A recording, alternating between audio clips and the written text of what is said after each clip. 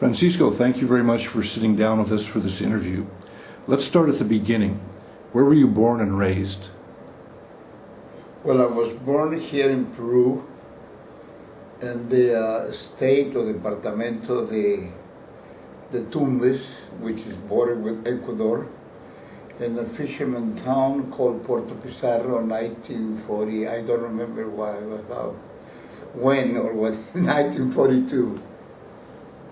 When I was 18, I went to US, and from there my life began. What got you interested in art in the first place? As I mentioned before, you are born with it.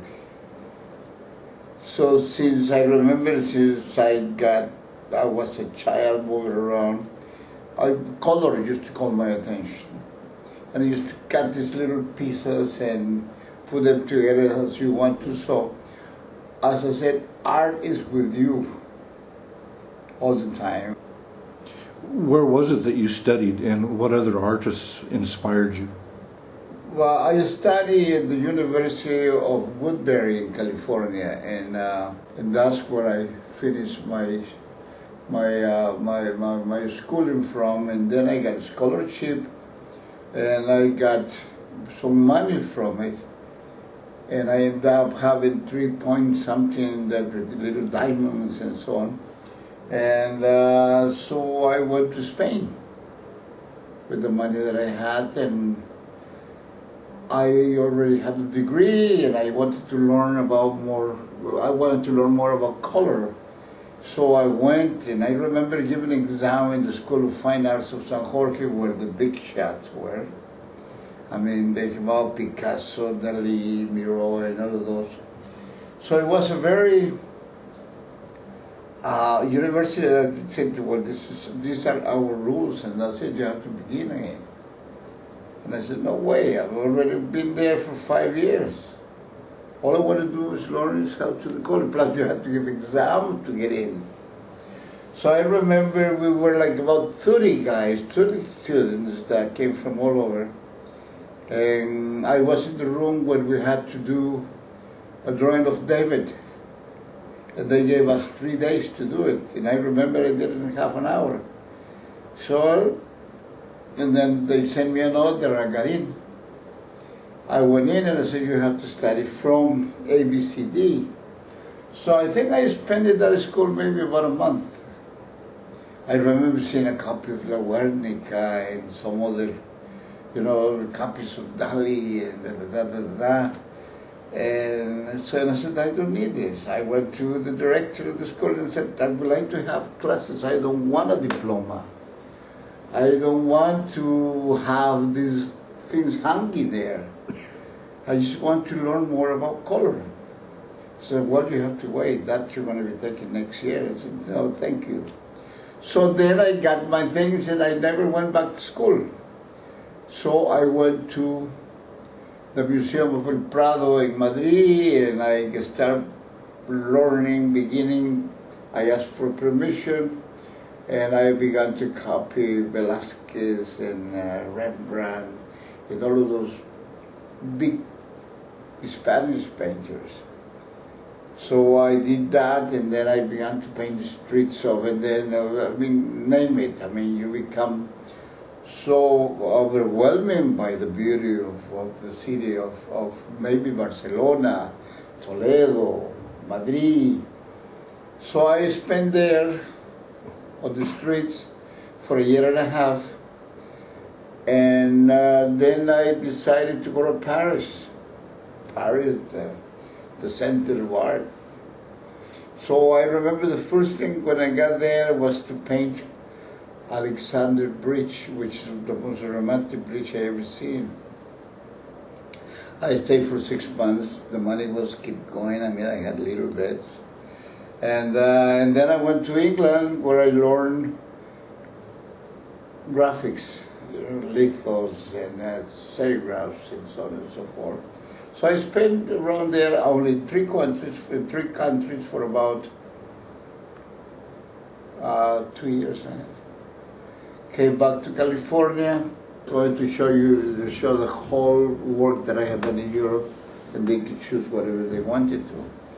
So I remember doing Quixote, you know, the romantic fellow, as well as when I was in Paris, I got involved with Cyrano de Bergerac, and I had the audacity to put Quixote and Cyrano de Bergerac together in a big embrace. I sold the painting, I don't remember to who.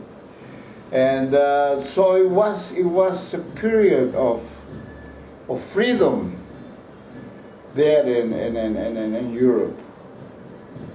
And then when I got back to California, I was painting whatever I had in mind in those days.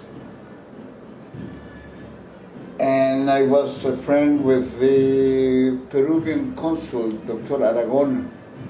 And I was married for the second time, and my ex-wife used to play the piano. His wife used to play the cello, and he used to play the violin. So we gathered every Saturday together, you know, having a pisco sour and da. And I remember seeing an article of the magazine Eso, which was a petroleum company here in Peru. And there was a big article about the Chipivos, one of the biggest community in the city of Pucallpa. And I got goosebumps.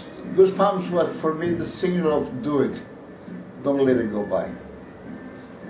So we went home, and I told my wife, and I said, listen, I'm going to Peru. What?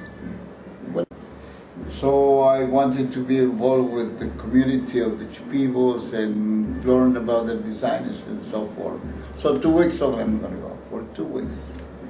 You know how long I stayed? 4 months. Because of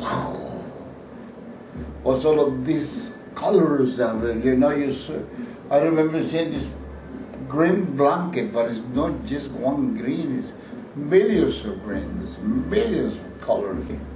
So I remember when I went back home 4 months later, my wife told me, Francisco, I hope you're not going back again, because I marry you to be with you, not to be alone. And I said, you know, you're right. No, I'm not going.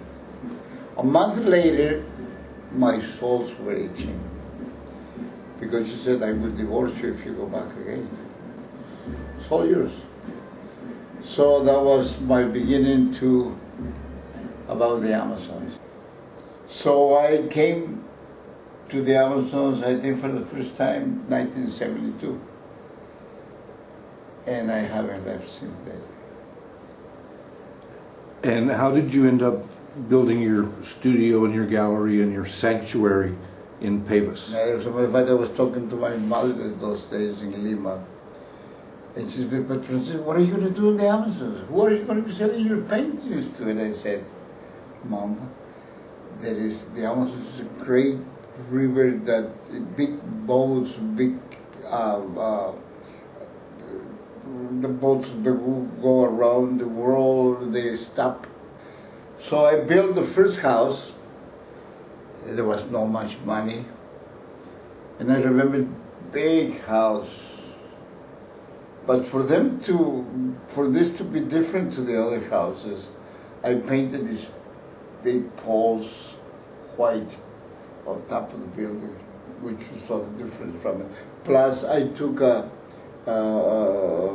height where to build my studio. And that's how I began. And all of a sudden, one big boat stops. And one gentleman there asked, whose house is that one over there that shows different from the other ones? And he goes, oh, there's a crazy artist that lives there. So I said, can you take me there? So he went there. And I remember that day I sold $18,000, my friend. What a holiday. I think I threw the money up on the floor, the sky, and let it fall right on it. I mean, that gave me freedom to build up later on. That cruise boat talked to somebody else, and they start coming in. I understand that sometimes you use some natural dyes as well as acrylics and other types of paints, and also paint on a tree bark cloth. Can you tell us a little bit about that? That I started doing it or making color while I was living with the Boras. So I found out that the Boras had 3-4 colors that they use in their design. Usually what they did paint on their cloth, which is called ojé, comes from a ficus tree. They use huito, which is a dark blue color, and 2-3 more colors, pihuayo color, da da da da da. So I began to experiment. I did find like about 10 colors, a rainbow of colors in the Amazon. You know, from barks, roots, leaves. Boiling some leaves, you get another color. So in that bark, I started using all of these dyes that were gathered from the Amazons, and I used that, and then I apply watercolor. What do you find to be the most difficult thing about being an artist? I think that goes while you're developing. Because you don't sell your paintings, you have no money to eat, and you want to keep painting, and all of a sudden you see all of this number of paintings there that nobody puts attention to it. I think that's the most difficult time is the beginning of becoming an artist.